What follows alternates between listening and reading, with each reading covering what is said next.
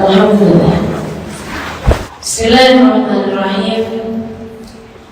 Segenap akhwati fillah yang hadir di majelis ini, semoga Allah Subhanahu wa taala merahmati kita semua, mencintai kita semua, menyehatkan zahir dan batin kita semua insyaallah. Menjadikan kita hamba-hambanya yang hidup dalam keadaan baik hingga kelak mati dalam keadaan baik, dan di hari akhirat nanti dibahagiakan Allah Subhanahu wa taala. Amin ya rabbal. Hari ini tema saya di sini di Bukit Tinggi adalah muslimah jangan bersedih. Kenapa saya ambil tema itu? Karena sekarang ini masa-masanya orang banyak bersedih. Betul ya? Kita dikabarkan atau kita berulang kali mendengar kabar-kabar duka cita. Kadang-kadang sehari bukan sekali, tapi 2, 3, 4, 5 orang yang kita kenal meninggal dunia hanya dalam waktu 1 hari. Biasa-biasanya ambulan depan rumah saya itu dalam 3-4 hari atau bahkan lebih baru itu kedengeran. Sekarang ini dalam sehari itu lebih dari sekali lewat ambulan, lebih ambulan. Seorang kawan perawat di Jakarta juga bercerita, doakan kami Ustazah, ada banyak di antara nakes yang tumbang dan banyak di antaranya yang sudah meninggal dunia. Dia bilang ruangan gawat darurat itu sudah tidak lagi mencukupi, sehingga kami pun perlu menjadikan beberapa ruangan lain sebagai tempat untuk pemeriksaan COVID ini ya.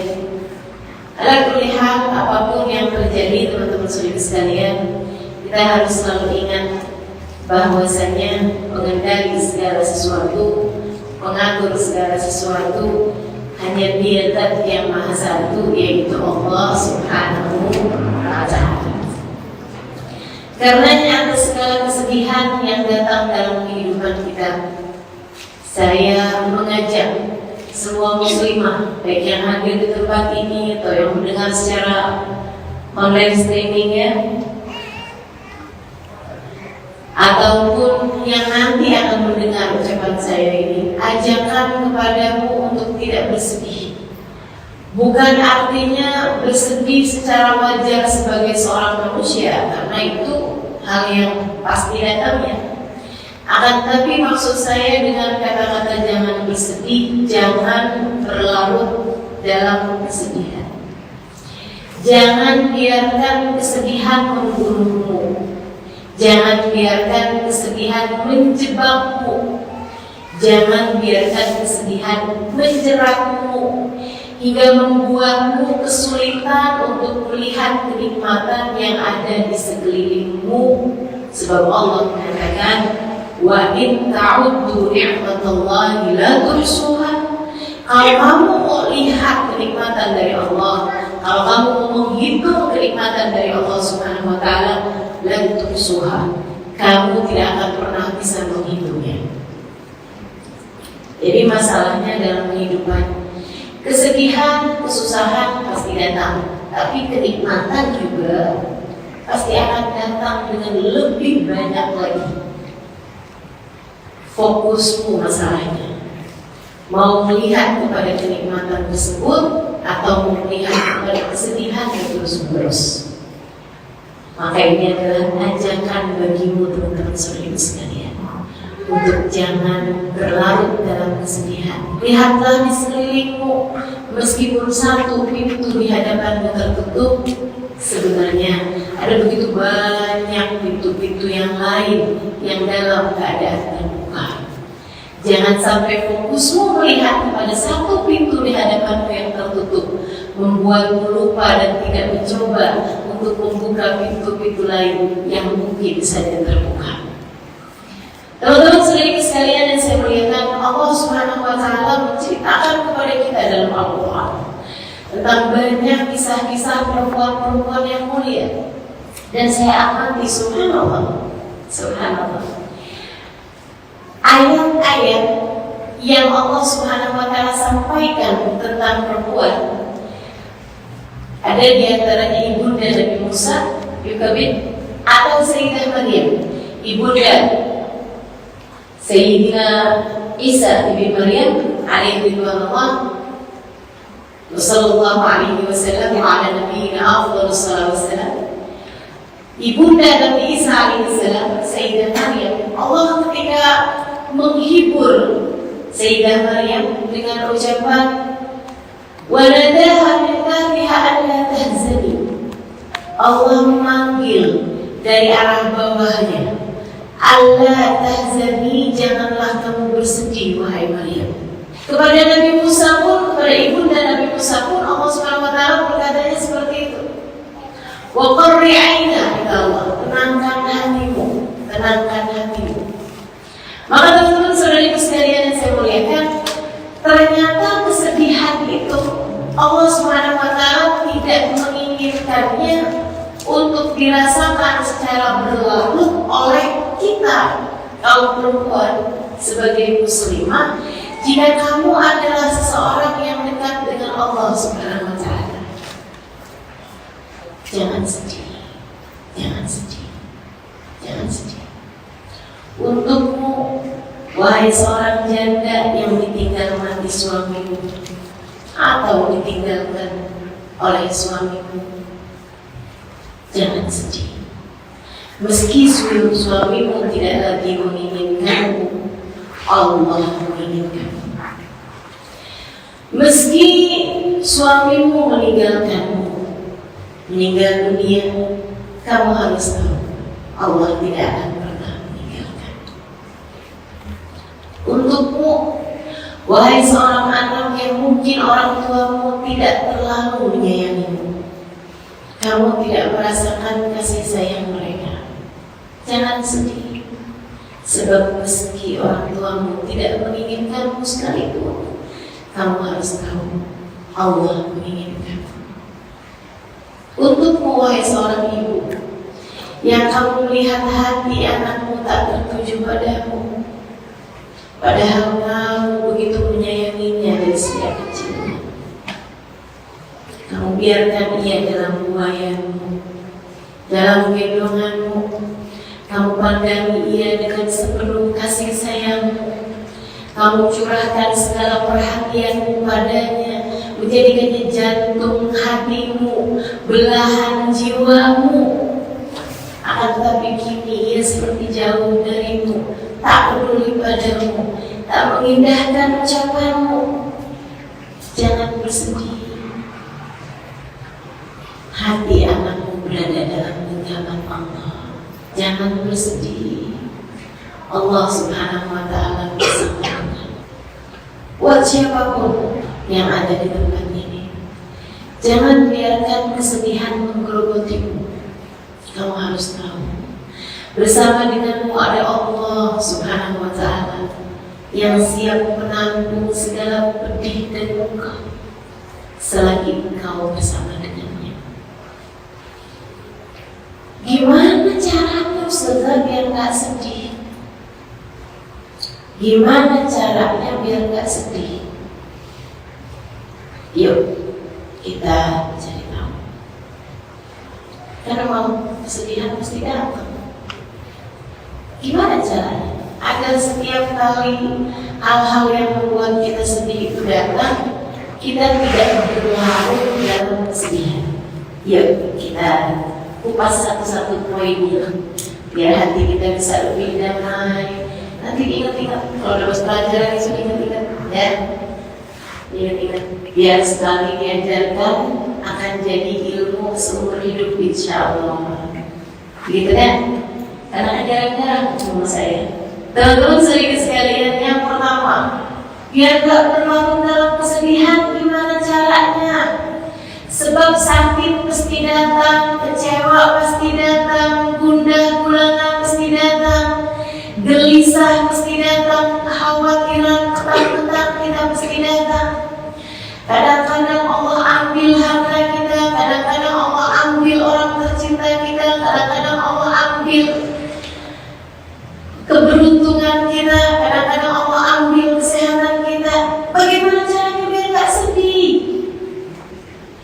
Nomor satu, kamu harus tahu pengendalinya Allah. Kamu harus tahu sumbernya adalah Allah. Kamu harus tahu bahwasanya tidak ada apapun terjadi kecuali semuanya dari Dia. Dari Dia, teman-teman sekalian. Dari Allah Subhanahu wa Ta'ala. Dan beda antara sesuatu yang mengecewakan datang dari orang yang tidak kita kenal dengan sesuatu hal yang menyakitkan tapi datang dari yang kita cintai, dari yang kita sayangi dan kita tahu dia menyayangi kita. Itu beda. Saya ceritakan. Ada seorang lelaki datang kepada seorang guru, seorang syekh namanya Habib Ali bin Muhammad Al-Habsyi, penulis kitab Maulid Situturah. Saya belajarnya dulu di Tarim, Hadramaut, Yaman. Karenanya ulama-ulama yang banyak saya kenal dan saya pelajari sejarahnya, ucapannya, kisah-kisahnya itu memang ulama dari kalangan Hadramaut, dari daerah Hadramaut di negara Yaman. Ini salah satunya Habib Ali bin Muhammad Al-Habsyi. Beliau ulama terkemuka di kampungnya, sehingga orang-orang di kampung kalau bertanya, kalau minta didoakan, kalau minta fatwa, datang kepada beliau. Ayah beliau Habib Muhammad Al-Habsyi adalah mufti Mekah pada zamannya. Mufti Mekah mazhab Syafi'i pada zamannya. Seorang laki-laki datang kepada Habib Al-Habsyi.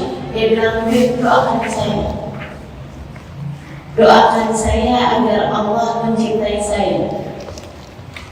Ida'ini an yarzuqani Allah mahabbatan. Doakan saya agar saya dicinta oleh Allah Subhanahu wa Ta'ala, dikaruniai cintanya. Habib Ali tanya, kenapa kamu minta doa seperti itu? Kenapa kamu minta didoakan seperti itu? Dia menjawab, teman-teman, dengarkan.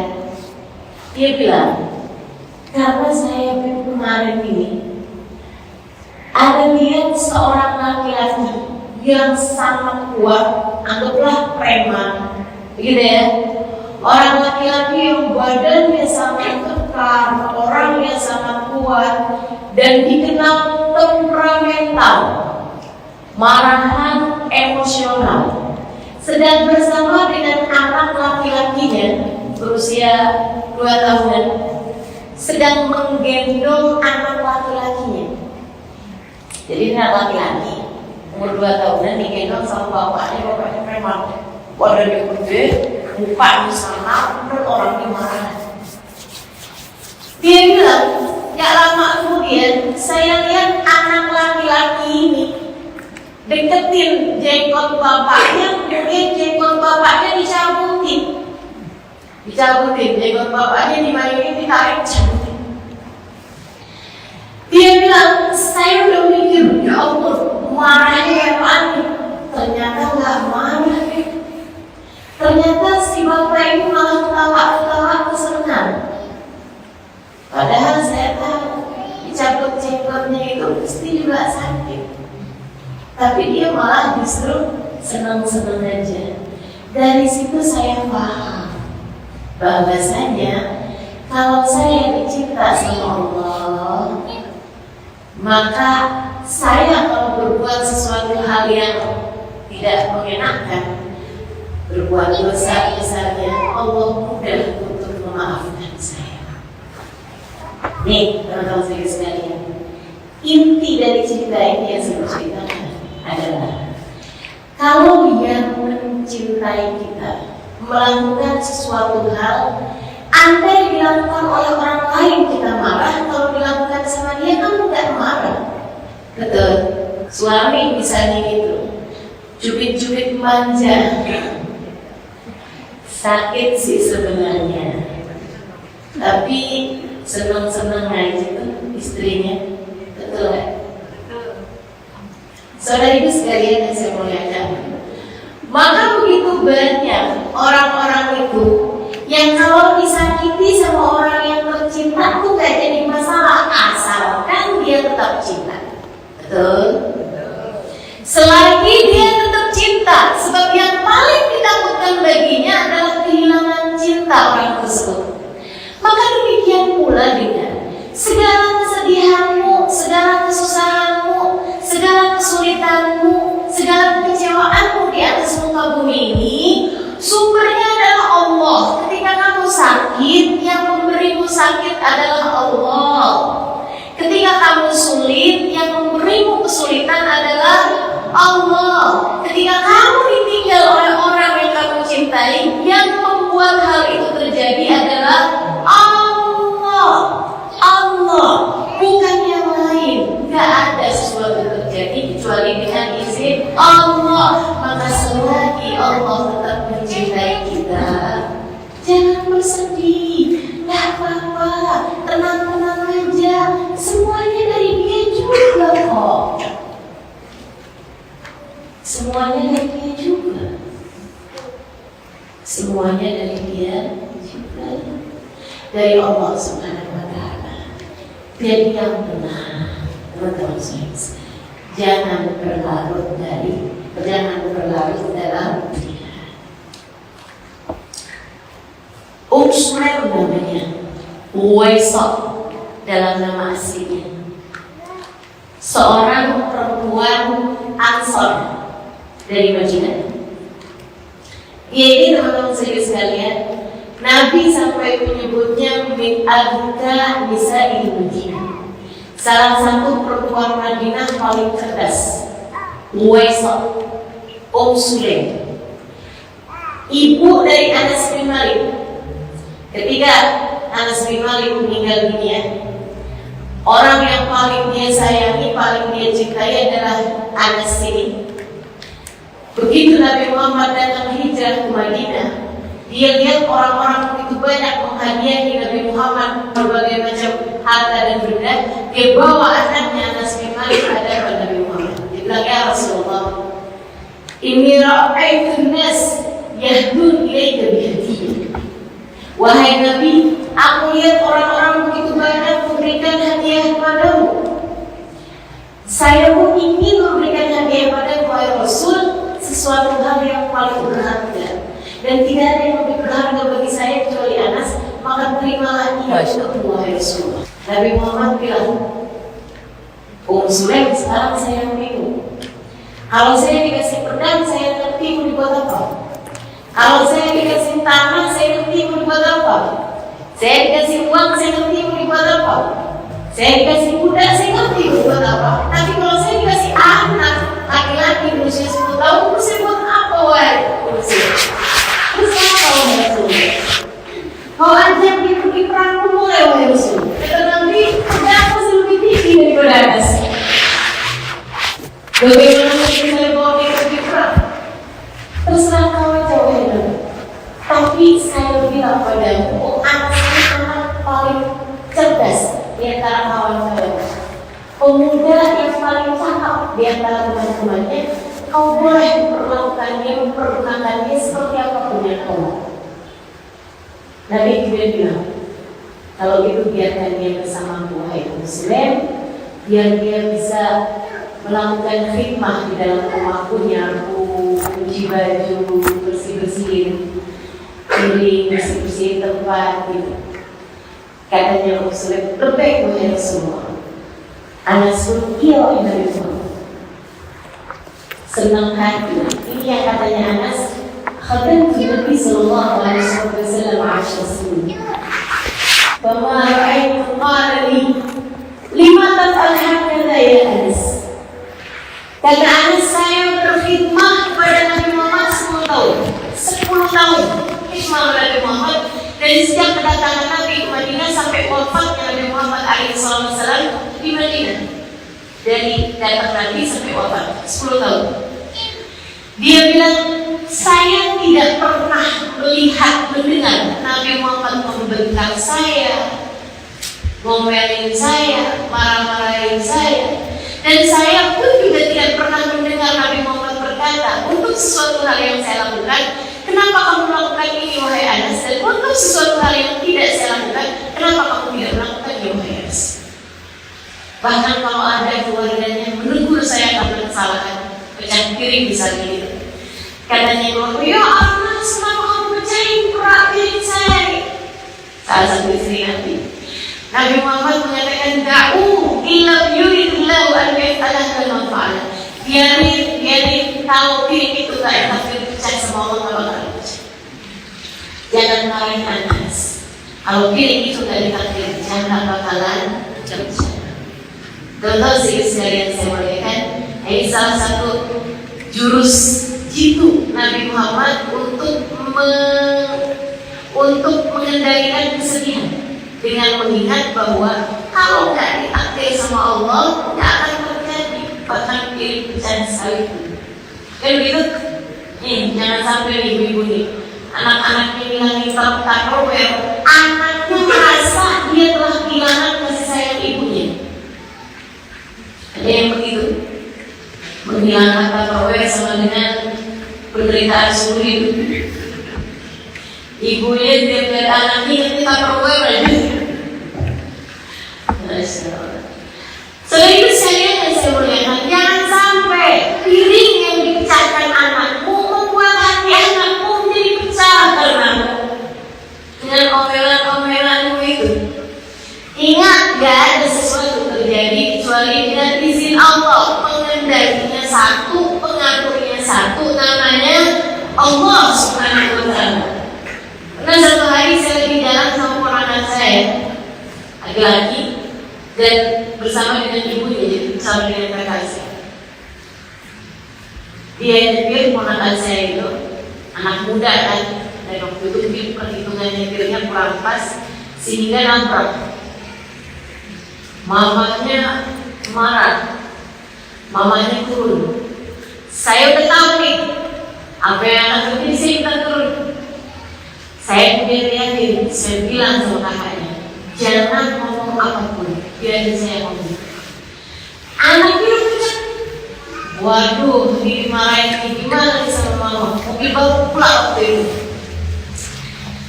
Saya bilang sama kakaknya, tolong jangan ngomong apa-apa biar saya. Dia bilang, tapi ini kan, oke. Saya bilang nanti kalau perlu apa-apa tinggal bilang ke saya. Saya masuk lagi ke mobil, anaknya nanya gitu, gimana kabarnya lah? Katanya gitu. Maksudnya, gimana kerusakannya gitu, kabar mobilnya gimana? Saya bilang nggak apa-apa, cuma pengen doang. Nah, saya bilang mobilnya kerusakan dikit, ada tergores sedikit, tapi nggak apa-apa, selagi hati kita semua nggak ada yang tergores. Jangan buat masalah jadi susah dengan cara pikirmu yang berlebihan. Sederhanakan masalahnya yang rumit, jangan semakin didramatisir. Oke? Dapat poinnya. Kembali pada Sulaim, bukan ini yang saya ceritain. Sering sekali saya muliakan, Sulaim yang asalnya janda dengan anak, sekarang anaknya ada dititipin sama Nabi, dia pun menjanda. Lama-kelamaan menjanda, dan Sulaim ini salah satu perempuan cerdas, perempuan pandai, perempuan yang juga pandai mengambil hati orang, sehingga orang-orang tuh menyayangi dia gitu. Maka begitu menjanda ini, banyaklah lamaran dari orang-orang datang padanya dan semua ditolak sama Sulaim. Sampai jika seorang laki-laki bernama Abu Thalha datang melamarnya. Waktu itu Abu Thalha adalah seorang pengusaha, ya, dari Madinah juga, dan dia adalah orang yang belum masuk Islam. Sulaim pikirnya bukan untuk dirinya, tapi diajari Islam, untuk dakwah Islam, untuk Nabi Muhammad, tentu saja untuk Allah Subhanahu wa Ta'ala. Habis Sulaim lama, kata Sulaim, kata Abu Thalha lama, Sulaim bilang datanglah kembali. 3 hari yang akan datang. Abu Talha datang lagi, Sulaim sudah beristikharah. Ikut adik-adik jomblo, kalau ada yang datang melamamu, istikharahkan dia. Tanya sama yang tahu. Kamu gak tahu, bahkan si calonmu ini, laki-laki yang melamamu gak tahu kawin sama kamu tuh baik apa gak baik. Orang tuamu gak tahu, orang tua dia gak tahu, kamu yang tahu, bahkan neneknya yang tahu. Siapa yang tahu? Allah Subhanahu wa ta'ala. Asa an tuhibbu syai'an wa huwa syarrun lakum, asa an takrahu syai'an wa huwa khairun lakum. Berapa banyak perkara yang kamu anggap baik, bagus, ternyata jelek bagimu. Berapa banyak perkara yang kamu anggap jelek, ternyata itu baik bagimu. Kita nih suka menganggap musibah sebagai berkah dan berkah sebagai musibah. Yang mana yang musibah, yang mana yang berkah, kita nggak tahu. Wah, beruntung sekali dia dilamar sama cowok itu, berkah sekali hidupnya. Tahu-tahunya ada RT, dia nggak tahu untuk seleksi. Maka berkahnya lah yang tahu. Ada yang cara satu, tanya saya, Ustazah, saya ini dilamar sama cowok Ustazah, saya sudah mantap, dia berdua sudah mantap, keluarga kami sudah mantap, perlu gak beristikharah? Perlu. Kenapa gitu Ustazah? Kan semuanya sudah mantap. Sebagian mencari bukan mantapmu, mantapnya Allah. Sebagian mencari bukan maumu, tapi maunya Allah. Kita semua tidak mengertinya, hanya Allah yang tahu. Beristikharah. Sesudah Sulaim istikharah dan hasilnya baik, Abu Talha datang. Sulaim bilang, Abu Talha, sebenarnya sesudah kematian dari bapaknya Anas, saya sudah tidak lagi berniat untuk menikah.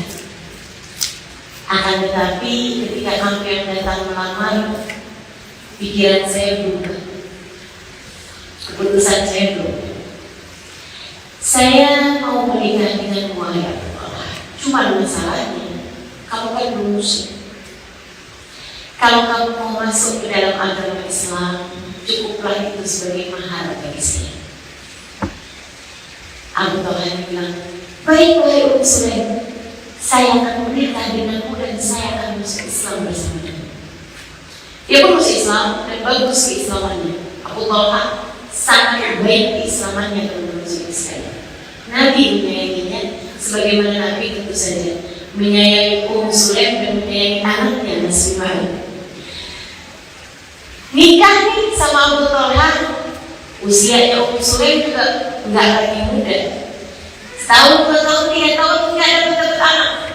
Jadi Abu Talha yang memang sangat ingin mendapatkan anak, luar biasa sekali. Berulang kali minta didoakan dan lain sebagainya. Satu hari Sulaim hamil, punya anak.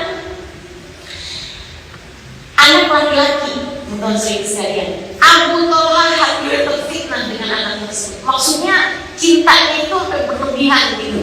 Abu Talha, Sulaim ini juga cinta sama anak saya, benar cinta sih. Anaknya lagi lucu-lucunya, umur setahunan lebih gitu, lagi mulai belajar jalan, lagi yang udah deh gitu. Hati orang tua melihat apapun aja kebayang anaknya gitu. Lagi kayak begitu, satu hari anaknya ini lagi sakit, lagi mau gitu. Abu Talha lagi ada jadwal, ada keharusan untuk pergi berdagang beberapa hari, meninggalkan keluarganya. Sulaim yang ditanya, saya mungkin gak usah jalan aja kali ya Sulaim, anak kita kan lagi sakit. Gak usah gak apa-apa, dagang berdagang aja gak apa-apa, insya Allah. Kan ada Allah bersama dengan kita. Abu Talha pergi berangkat dagang. Malamnya anaknya Sulaim meninggal.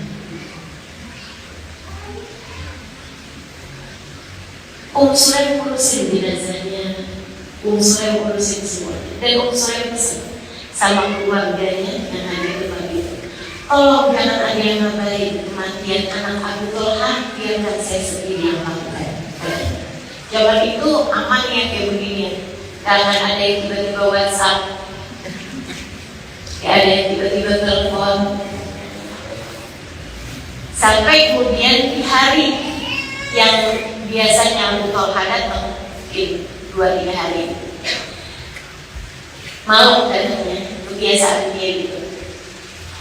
Sulaim udah tahu dia bakalan datang jam itu, waktu itu. Jadi Sulaim udah dandan, udah masak, dia kuat sekali hati.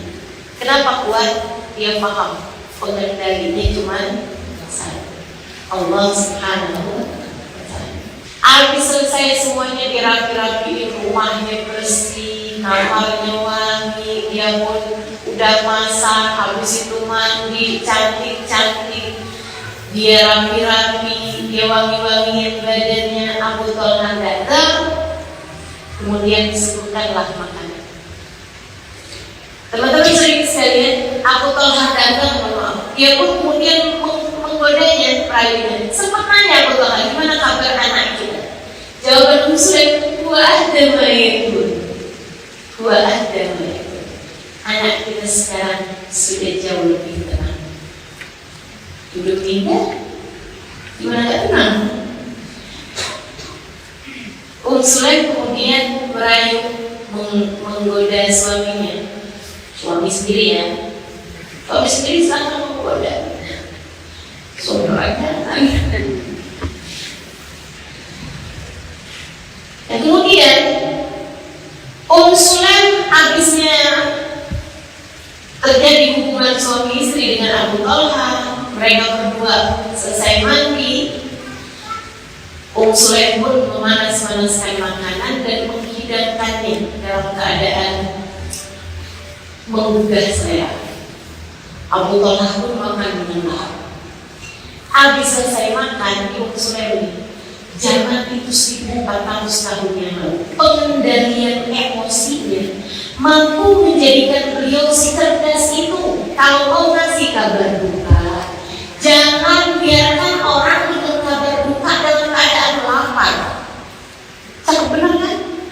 Sebab orang kalau udah dengar kabar duka dalam keadaan lapar, gak bakalan semangat mau makan. Ini 1400 tahun yang silam loh, belum ada prinsip-prinsip psikologi. Tapi orang tuh kalau dekat sama Allah Subhanahu wa Ta'ala jadi cerdas, teman-teman sekalian. Orang kalau dekat sama sumber pengetahuan yang menjadi begitu brilian. Maka kalau kamu pengen dirimu tahu apa yang mesti kamu lakukan, dekatlah dengan Allah Subhanahu wa Ta'ala. Allah akan senantiasa memberikan kepada jalan petunjuk.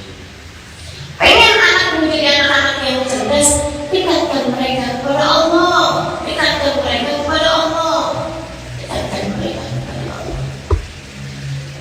Orang dekat sama Allah jadi cerdas, jadi pintar, jadi tahu apa yang harus dilakukan dalam segala keadaan. Jadilah habisnya Sulaim bikin kenyang suaminya sekarang kenyang.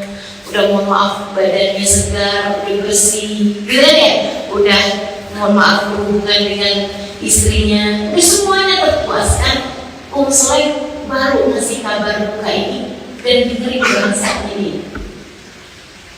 Dia bilang ini, Abu Talha, saya mau diskusi dong sama kamu. Apaan Sulaim? Misal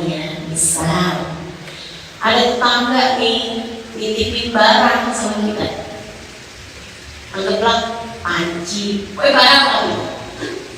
Anggaplah kalau zaman sekarang sepeda motor, titip mobil ke kita itu boleh pakai gitu. Dia bilang satu hari tetangga kita itu mengambilnya itu barang, kita kasih apa enggak? Ya kasih lah, barang punya dia kok. Kalau saya tahanin gitu, saya nggak mau kasih, boleh gak? Ya nggak boleh lah. Sulaim rusak barang punya dia ambil balik, dia kasih dengan rela hati. Abu Talha, ya rela lah, orang punya dia kok, bukan punya kita. Jangan ngaku-ngaku Abu Sulaim. Dengan ikhlas Abu Talha, ya ikhlas Sulaim, kamu gimana sih yang maafkan saya padahal?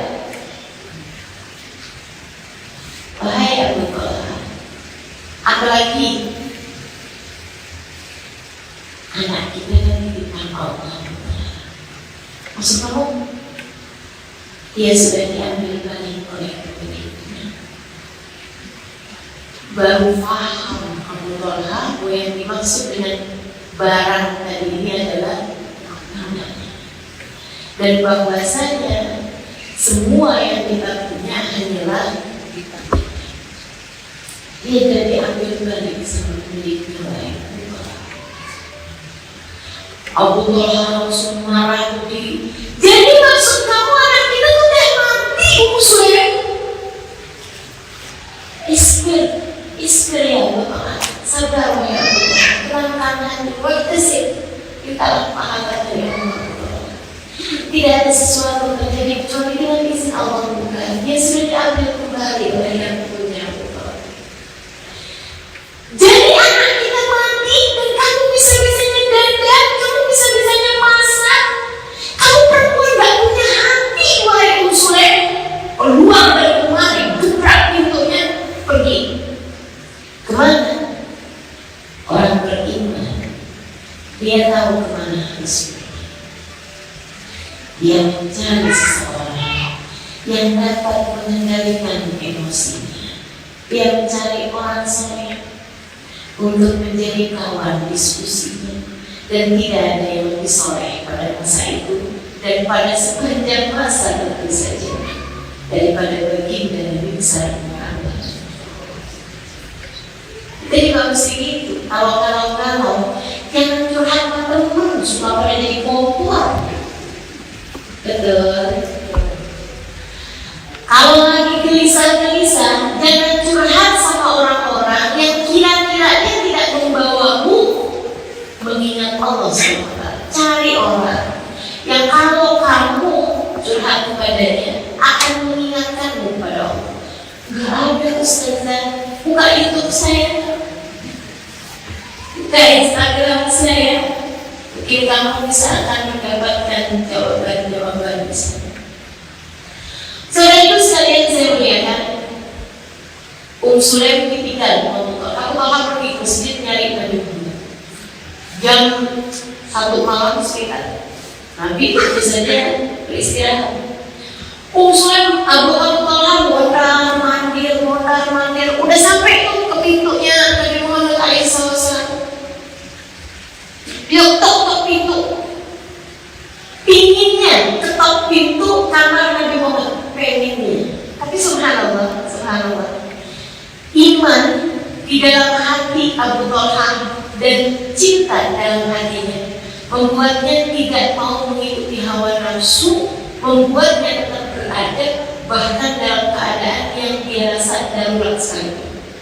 Gak berani mau ketuk pintu kamar atau rumah Nabi Muhammad SAW. Jadi mondar-mandir aja dalam masjid. Kan kamarnya Nabi atau rumahnya Nabi, saya sebut kamar atau rumah karena kan rumah, tapi sebenarnya saya pernah lihat replikanya dalam ukuran yang asli, lebih tepat disebut kamar.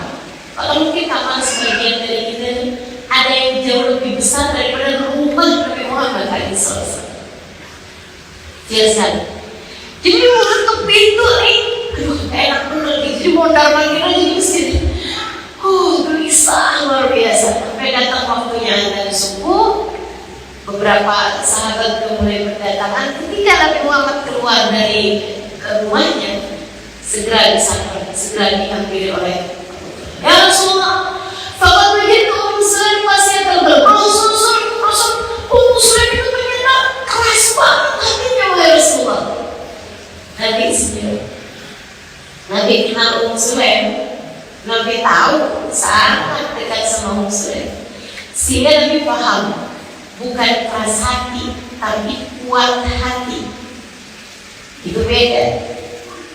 Bukan keras hati tapi kuat hati. Kokoh seperti batu karang, tak terhempas oleh gelombang.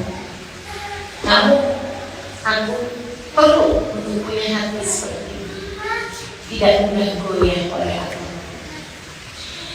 Jadi Nabi begitu Abu Talha cerita, tadi malam tuh Rasul begitu diceritain sama Abu Talha. Keras hatinya Rasul, bisa-bisanya itu Rasul anaknya mati, tapi dia bilang kemudian, begini begitu gue diceritain. Abu Talha menceritakan kronologisnya.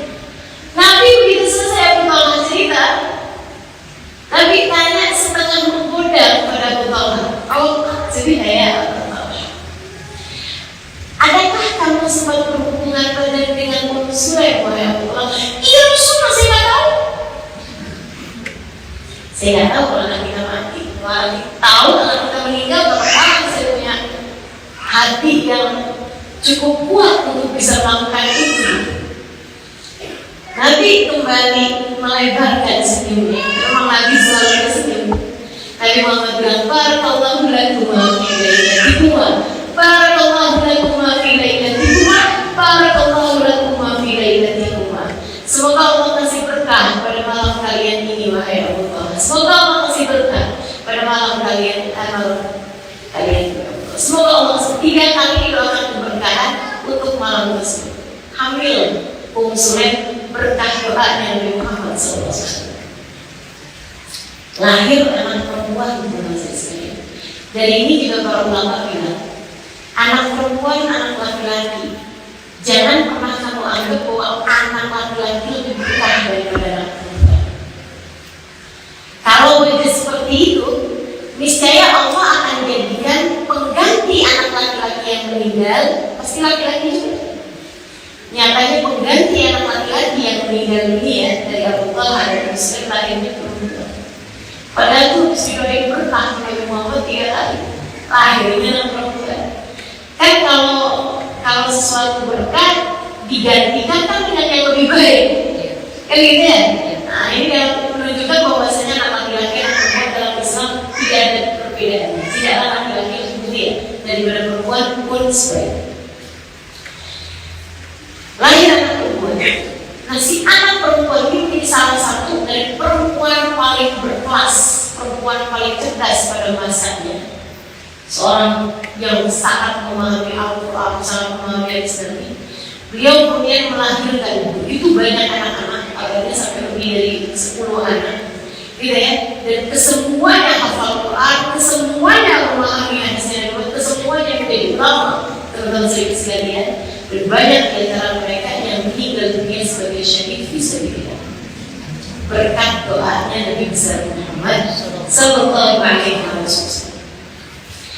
Dari cerita ini kita tahu kesedihan apapun dalam kehidupan kita, hal-hal yang paling menyedihkan seperti apapun dalam kehidupan kita, sejatinya semuanya tidak akan pernah lepas dari takdirnya Allah, pengaturnya, pengendalinya, yang ngaturin ini mesti begini, ini harus begini, hari ini datang ini, hari ini datang ini. Semuanya adalah Allah Subhanahu.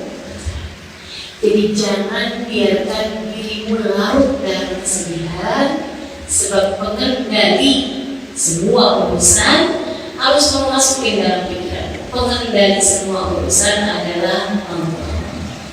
Makanya kita kalau ada ujian apapun, mau ujian besar orang meninggal dunia dari yang kita sayangi, ataupun ujian kecil sekedar kena tusuk-turi, apapun dalam mati atau apa aja gitu, ujian kecil atau sedikit kepleset kaki misalnya gitu, kita disenangkan untuk mengingatkan diri kita dengan membaca Inna lillahi wa inna ilaihi raji'un.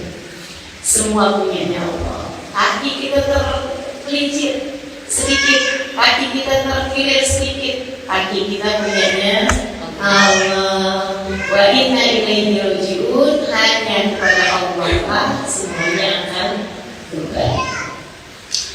Jadi sedikit sekalian, yang pertama kamu harus ingat agar kesedihanmu tidak berlarut-larut adalah pengendalinya Allah. Itu satu. Kemudian yang kedua, teman-teman saudara sekalian, agar tidak berlarut dalam kesedihan, kamu harus tahu bahwasanya antara yang susah sama yang mudah itu banyak yang mudah loh. Betul? Kamu harus melihat sisi yang lain saudara sekalian, bahwasanya bersama dengan kesedihanmu itu pasti juga ada begitu banyak sebab-sebab yang membuatmu tersenyum. Hari ini kamu dapat sesuatu penyebab yang membuatmu pantas menangis. Tapi kalau kamu mau lihat, ada begitu banyak hal dalam hidupmu yang sudah terjadi yang seharusnya membuatmu pantas tersenyum dan berkata Alhamdulillah. Jadi ketika datang hal yang tidak enak dalam hidup kita, penyebab kesedihan kita harus memikirkan tentang banyak hal-hal indah yang telah Allah Subhanahu wa Ta'ala berikan kepada kita. Atau misalnya ini, kita memikirkan bahwa Allah itu sebenarnya bisa memberi kepada kita yang lebih berat daripada ini, akan tetapi tidak dia lakukan. Mengingat kebaikan-kebaikan Allah. Fadhkuru ala Allah la'allakum tuflihun. Kata Allah Subhanahu wa Ta'ala, ingat-ingatlah, bayang-bayangkanlah, angan-angankanlah kenikmatan yang Allah Subhanahu wa Ta'ala berikan kepadamu. Dengan itu kamu akan menjadi orang yang beruntung. Dengan itu kamu akan menjadi seseorang yang beruntung. Kamu lagi sakit perut, kalau kamu fokus pada sakit perutmu itu, ya udah gitu. Kamu akan merasa bahwa kamu adalah orang paling sakit sedunia. Apalagi zaman sekarang, begitu kamu dapat sesak nafas, gitu ya, kamu akan merasa bahwa kamu adalah orang yang kayaknya matinya ini udah tinggal hitungan detik gitu. Dibuat was-was, dibuat takut, dibuat gelisah. Orang mati kayak di COVID nih, langsung di Delta, Alpha, Beta, banyak belum variannya. Udah dibuat gelisah teman-teman serius sekalian. Habis itu langsung buka beritanya, waduh, pasien meninggal ini terus segala macam, tambah semakin sesak nafasnya beneran. Masya Allah. Apa yang harus kita lakukan ketika kamu merasa dadamu sesak, teman-teman serius sekalian? Tarik nafas pendek-pendek, kemudian kamu ingat-ingatin, tapi mata saya melihat enak, tapi telinga saya mendengar enak, tapi tenggorokan saya nggak sakit, tapi badan saya nggak panas, berarti saya bukan COVID. Kan begitu? Teman-teman serius sekalian, tapi kaki saya masih bagus, yang lain-lain masih bagus. Bismillah. Alhamdulillah ya Allah. Yang sakit dada aja, yang lain enggak. Yang dada ini berarti mungkin musim angin. Gitu. Jangan didramatisir masalah. Kamu akan dipusingkan sama kesedihanmu sendiri. Ada seorang pakar dokter di Amerika. Jadi kalau biasanya orang kalau disebut negara-negara barat, kalau urusan dokter atau apa lebih bisa dipercaya gitu. Lebih orang percaya. Padahal sebetulnya kayak gitu juga itu. Dia mengatakan bahwasanya 90% penyakit yang diderita oleh orang di atas muka bumi sumbernya adalah dari pikiran. Penyakit yang badan yang sebenarnya hanya 10%, sisanya 90% itu adalah psikomatik istilahnya ya. Nah itu jadi sakitnya pikiran terus-menerus dibiarkan, kesedihan yang berlarut, stres yang diikuti, depresi yang diikuti gitu, kesedihan, kekhawatiran, kegalauan yang diikuti, akhirnya kemudian mengarah kepada itu tadi stres, depresi dan lain sebagainya, menyebabkan psikomatik teman-teman sekalian. Badanmu akhirnya berasa sakit karena kamu merasa dirimu sakit. Dan bismillah, jangan dibesar-besarkan. Masalah yang besar dikecilkan, masalah yang rumit disederhanakan. Dengan kita senantiasa mengingat bahwasanya inna ma'al usri yusra wa inna ma'al usri yusra. Bersama dengan kesulitan ada kemudahan. Bersama dengan kesulitan yang sama, yusra, ada kemudahan yang berikutnya. Jadi itu dalam surat itu tuh al-usrnya tuh pakai alif lam. Kalau yang belajar bahasa Arab ini, yang belajar bahasa Arab ada demikian maksudnya. Ini ngerti, al itu tuh al-ta'rif adik-adik, teman-teman. Artinya bahwa dia tuh sama gitu ya, itu juga. Inna ma'al usri yusra. Yang yusranya nggak pakai alif lam depannya. Artinya itu kemudahan yang lain. Jadi bersama dengan satu kesulitan akan ada sekurangnya dua kemudahan yang akan Allah Subhanahu wa Ta'ala berikan. Jadi teman-teman saudara sekalian yang saya muliakan, jangan fokus kepada yang enggak ada, jangan fokus kepada yang enggak enaknya, tapi fokusnya kepada yang masih disisakan oleh Allah SWT, atau fokusmu kepada Allah, kenikmatan-kenikmatan yang mengelilingimu pada saat itu. Seorang sahabat, ada seorang sahabat Nabi Muhammad SAW.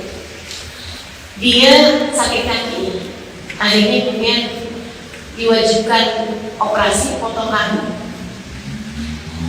Malam hari itu menjadi satu-satunya malam yang dia nggak bangun tahajud ya. Habis sholat isya dia mengerjakan itu, dia pingsan karena nggak mau minum alkohol, minum khamr untuk menghilangkan sakitnya. Dia nggak mau mengerjakan kemaksiatan, sehingga ini dipotong kakinya tanpa dibius, kalau zaman sekarang gitu, tanpa dia harus minum minuman keras. Akhirnya kemudian dia pingsan, bangun tidur, dia pun nyari air untuk mengerjakan sholat subuh. Habis selesai sholat subuh, dia dapat kabar dia punya 2 anak laki-laki, salah satunya meninggal. Anak laki-laki ini meninggal di hari dimana dia kehilangan 1 kaki. Dia angkat tangan, ya Allah, Engkau berikan kepadaku 2 kaki, telah Engkau ambil 1 di antara keduanya, dan masih Engkau sisakan yang 1 lagi. Terima kasih ya Allah, masih Engkau sisakan 1 kakiku untukku, meskipun Engkau sebenarnya dapat mengambil 2 kaki. Ya Allah, telah Engkau berikan kepadaku 2 orang anak, yang 1 telah Engkau ambil di sisimu, masih Engkau sisakan yang 1 lagi. Padahal Engkau bisa saja mengambil keduanya dariku. Terima kasih ya Allah atas apa yang Engkau sisakan. Padahal cuma punya 2 yang bisa, masih bisa bersyukur. Apalagi kita yang dikasihnya 10 diambil 1, dikasih kenikmatan begitu banyak, duitnya banyak, hilang 100.000 aja kayak udah bakalan bangkrut. Aneh kan? Begitu banyak yang Allah kasih kepada kita, teman-teman saudara sekalian. Begitu banyak tahun-tahun kita berada dalam kesenangan, berada dalam kemudahan. Begitu ada 1 tahun yang kita dalam keadaan kesusahan, 2 tahun kita dalam keadaan kesusahan, ya nggak apa-apa gitu. Begitu banyak hari-hari indah yang Allah SWT berikan dalam kehidupan kita. Ada hari yang menyedihkan, ya nggak apa-apa, kan masih banyak yang sisa-sisanya. Maka nikmati yang sisamu. Jangan kamu fokus kepada penyebab-penyebab kesedihan. Insya Allah. Dan yang terakhir, teman-teman sekalian, untuk membuatmu tak larut dalam kesedihan. Yang pertama, ingat pengendalinya adalah Allah. Yang kedua, ingat bahwa yang Allah sisakan untukmu dari kemudahan, dari hal-hal yang pantas membuatmu tersenyum jauh lebih banyak daripada hal yang membuatmu bersedih tersebut. Kemudian yang ketiga, kamu harus tahu, kamu harus yakin, kamu harus selalu percaya bahwa apapun yang Allah tentukan untukmu adalah yang terbaik. Bahkan semua penyebab kesedihanmu adalah cara Allah Subhanahu wa Ta'ala untuk memberikan ujian dan kenikmatan-kenikmatan kepada kita ini. Manusia yang kalau nggak dibikin gelap, kita tidak mudah bersyukur atas terang. Betul? Kalau nggak dikasih sakit, kita ini bukan orang yang mudah untuk mensyukuri kesehatan. Betul? Makanya sama Allah kemudian kita dikasih sakit-sakit tersebut, kita dikasih hal-hal yang tidak mengenakan tersebut untuk membuat kita lebih mudah mensyukuri kenikmatan yang Allah berikan dalam kehidupan kita. Dan semua jenis kepedihan, kesedihan yang datang dalam kehidupan kita itu tuh semacam gini. Nih ucapan saya. Kamu pergi ke dokter nggak kalau kamu sakit? Sama dokter pernah nggak kamu dikasih es kelapa, disuguhin sate. Begitu kamu masuk dokter, oh lagi sakit ya, apa nih? Oh demam, oh batuk, oh ini, oh itu, oh perutnya nih, lihat. Udah kalau gitu ya silakan ada rendang, es krim, udah ada red forest, nah makan. Salah. Nggak itu betul sering sekali. Kamu kalau pergi kepada yang tahu, kalau kamu perginya kepada yang tahu, kamu sakit kamu pergi ke dokter. Kenapa kamu pergi ke dokter? Karena kamu tahu bahwa dokter tahu apa yang sedang terjadi pada dirimu. Sama dokter mesti periksa, oh maaf ya, saya harus suntik, maaf ya, ya Pak, disuntik kamu, sakit rumah sakit, sakit. Habis itu kamu dikasih obat, nah sekarang minumin, sekarang kasih air, kamu minum. Ada yang tadi yang kasih minuman, baik dong, saya punya yang manis dari dok. Nah, kita tahu yang dikasih baik. Begitu kita dikasih baik, teman-teman saudara sekalian semuanya, ada tak kita kemudian mencaci maki dokter? Dokter ini gimana sih? Saya lagi sakit disuruh minum baik pula, saya disuntik pula. Astagfirullah, boleh kamu dokter sama saya? Kamu tidak menghargai orang sakit, sudah sakit begini nih, malah kamu kasih sakit pula. Nggak ada. Yang ada kita malah, makasih ya dok ya, saya harus bayar berapa dok? Kamu bayar pula yang sudah menyakitimu. Kenapa kamu tidak bisa bersikap seperti itu kepada Allah? Semua sakit yang Allah berikan, semua pedih yang Allah berikan untuk menyehatkanmu teman-teman, untuk menaikkan keimananmu teman-teman, untuk menaikkan nilaimu di hadapan Allah ya teman-teman saudara sekalian. Jika semua hal yang menyenangkan datang dalam kehidupanmu hanya itu aja, dari mana kamu tahu rasanya bersabar? Gimana kamu tahu rasanya bersyukur kemudian? Gimana kamu tahu mempelajari begitu banyak hal yang seharusnya menaikkan derajat kita di sisi Allah SWT? Sebab hanya lautan yang penuh gelombang dan badai yang akan melahirkan pelayar-pelayar yang handal. Semakin tinggi kesusahannya, semakin tinggi pula nilaimu. Kan pohon semakin tinggi, guncangannya kan semakin deras, semakin kencang.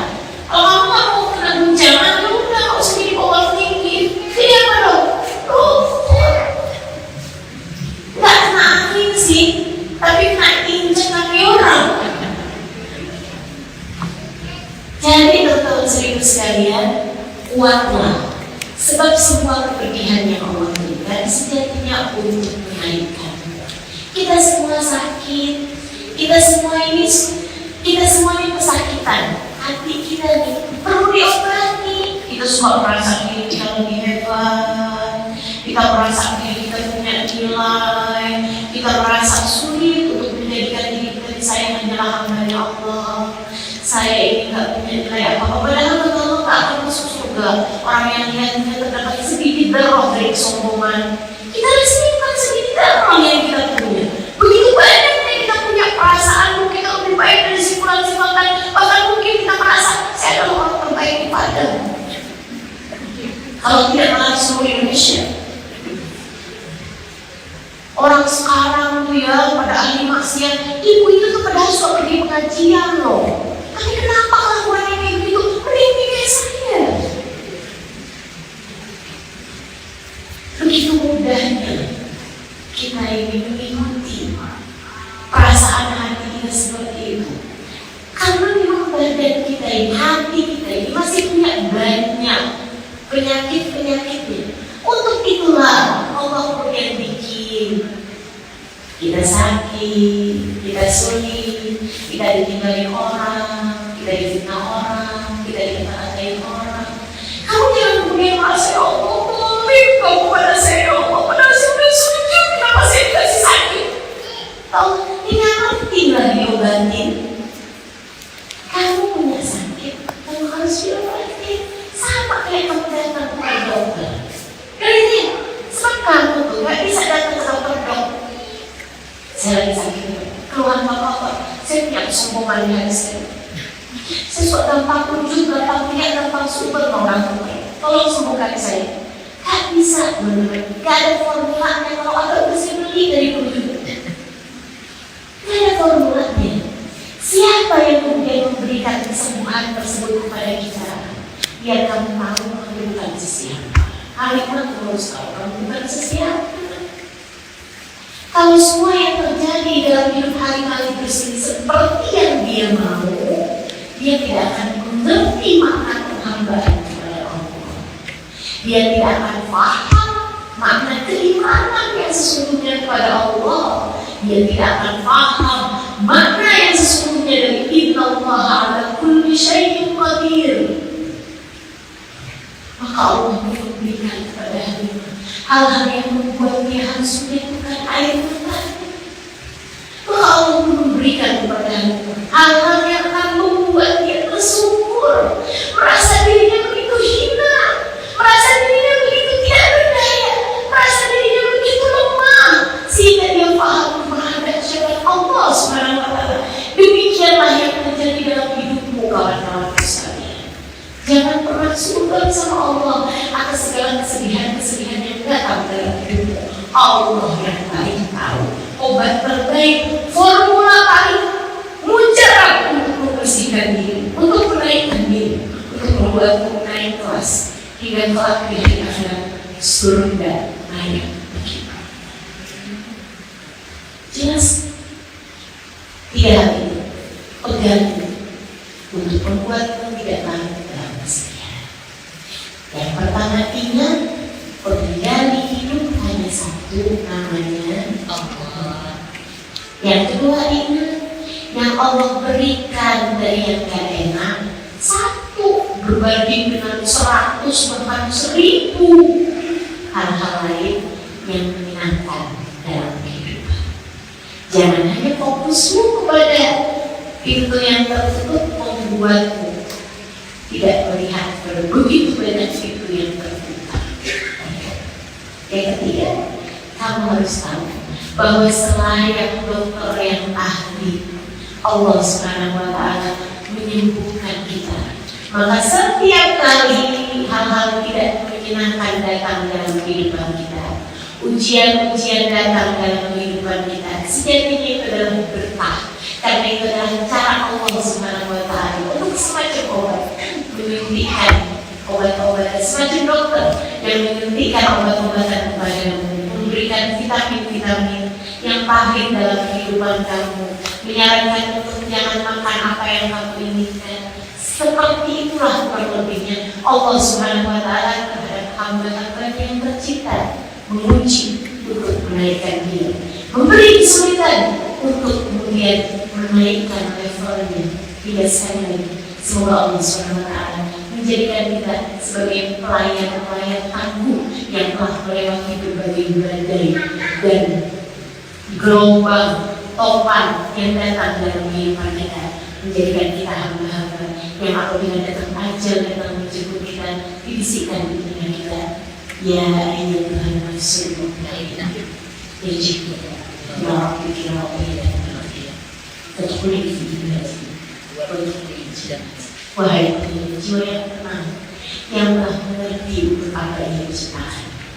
Wahai pemilik jiwa yang tenang, yang selalu menghadirkan Tuhannya dalam segala keadaan.